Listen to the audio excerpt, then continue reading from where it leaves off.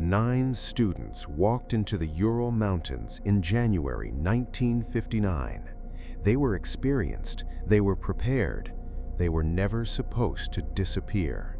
But when rescuers finally found their camp weeks later, the tent had been sliced open from the inside, and every single one of them was dead in the snow. No struggle, no screams reported, no logical explanation that has ever fully held up. And 65 years later, the case is still open. You need to understand who these people were before you understand why what happened to them is so disturbing. This was not a group of novices. Igor Dyatlov was 23 years old and had already led multiple successful expeditions into the Urals. The other 8 were students and graduates of the Ural Polytechnical Institute, seasoned hikers, athletes, and engineers.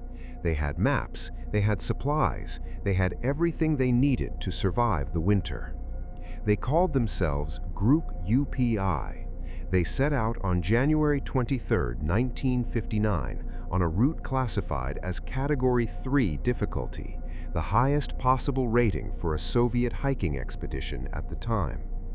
Their destination was Oterten, a mountain whose name in the local Mansi language translates, depending on the translation, to something close to "do not go there." You might dismiss that as folklore. Investigators would later wish they had paid it more attention. The route took them through a ridge called Kholat Syako. In Mansi, that translates to Dead Mountain. The group documented everything. They kept a diary. They took photographs.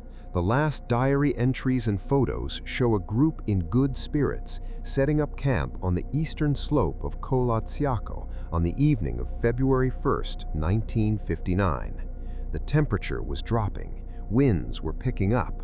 They chose to camp on an exposed slope rather than in a forested valley nearby, a decision that puzzled investigators and has never been satisfactorily explained.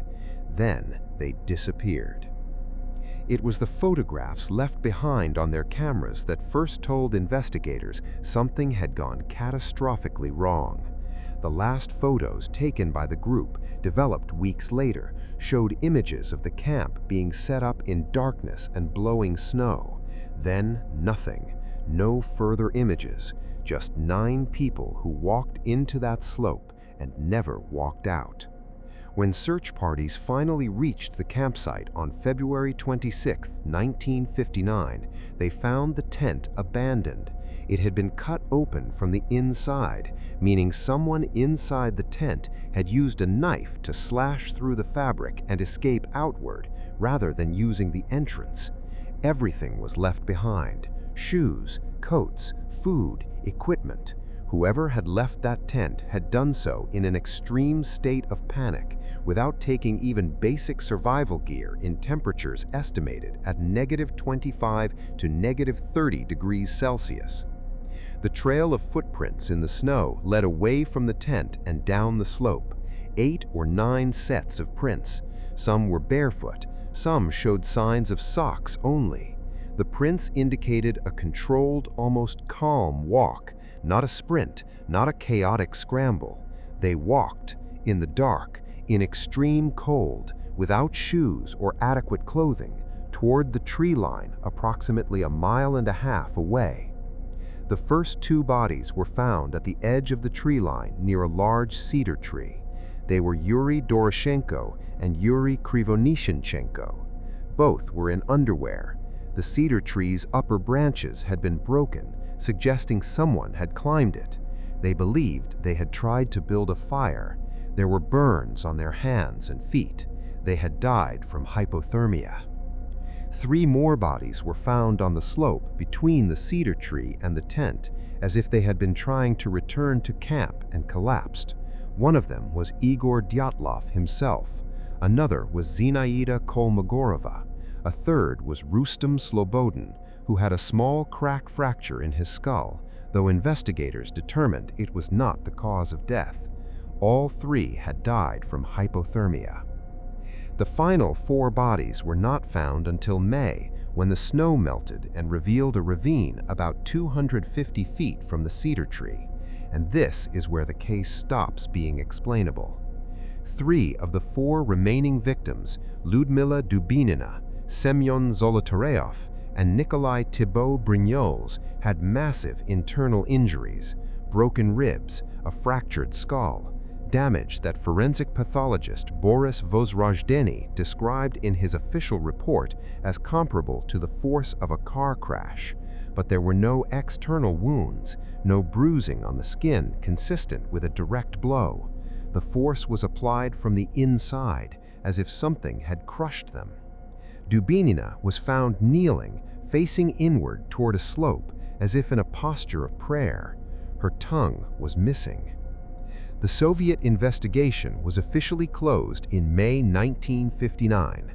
The cause of death was listed as a compelling natural force. No crime was established, no suspects were named. The case files were sealed and classified for 30 years. Researcher Donnie Icar, who wrote the book Dead Mountain, published in 2013, spent years investigating the case and proposed that the group was killed by infrasound, a low-frequency sound wave generated by specific wind conditions moving across the mountain's shape.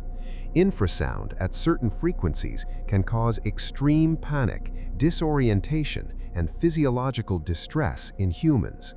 His theory suggests that the peculiar geography of the slope, combined with the wind speed that night, created an infrasound effect inside the tent that caused the group to flee in pure irrational terror, bypassing all rational survival instinct. It would explain the calm footprints and the panicked abandonment simultaneously. But infrasound does not explain the crushed rib cages. Physicist Alexei Rakitin proposed a more controversial theory involving a covert Soviet intelligence operation. His research, published in the book Death by a Controlled Delivery, suggests that some of the members of the group were KGB informants involved in a dead drop operation, and that a meeting with foreign agents went wrong. The injuries in this reading were caused by human force during a confrontation. The classified status of the Soviet files and the presence in the group of Semyon Zolotaryov, an older student who had enrolled late and whose background was unusually difficult to verify, became central to this theory. Rakitin notes that Zolotaryov was found with a camera hanging around his neck, suggesting he was trying to photograph something important even as he died. But there are problems with this theory too. The injuries sustained by 3 of the 4 ravine victims do not match typical patterns of human assault. They are too uniform, too internal, too severe without surface trauma. In 2019, the Russian government reopened the investigation and tested the avalanche theory more rigorously than any previous inquiry.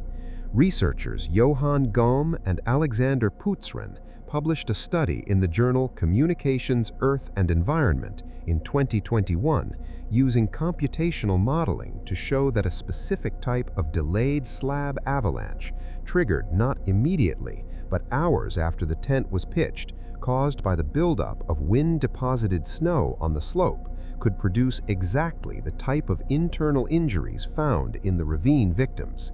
Their models showed that even a relatively small slab of compacted snow moving at high speed in a confined space could deliver the force equivalent to a car crash while leaving minimal external bruising.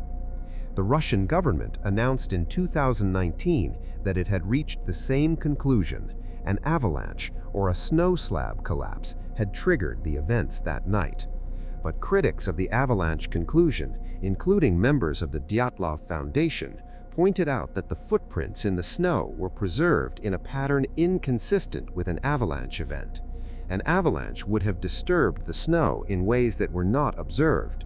The tent was damaged in a way that an avalanche impact would not typically produce, and 9 experienced mountaineers, at least some of whom survived the initial event long enough to walk 1.5 miles through sub-zero temperatures, made no apparent attempt to return for gear once the immediate danger had passed.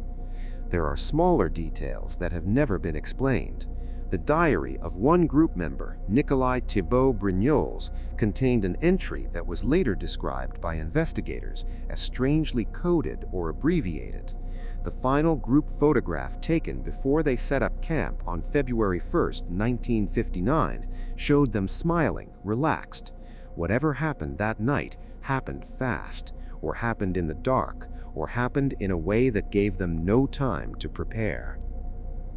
There are photographs taken by the group's camera that have never been publicly released in full by the Russian government.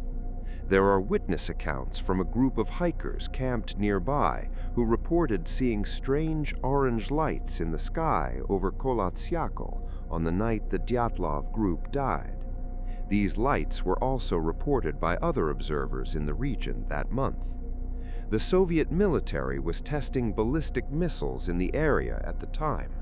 Investigators officially attributed the lights to rocket launches, but no launch schedule has ever been released that precisely matches the date and time in question. What do you do with a case that has 9 confirmed victims, 65 years of investigation, multiple government inquiries, dozens of proposed explanations, and still no answer that survives complete scrutiny? You sit with it. You acknowledge that the world contains events that have not yet yielded to explanation. You recognize that 9 real people walked into a mountain in January 1959, and that their final hours are still, in the truest sense, unknown. The Dyatlov Pass incident is not just a mystery. It is a lesson in the limits of what can be known. The evidence is real. The injuries are documented. The photographs exist. And still, after everything, the most honest answer remains the one the Soviet investigators wrote in 1959, a compelling natural force. The phrase was meant to close the case. Instead, it became the most haunting question in modern investigative history. 9 students walked into the Ural Mountains in January 1959. They were experienced, they were prepared, and to this day, no one fully knows what they found there.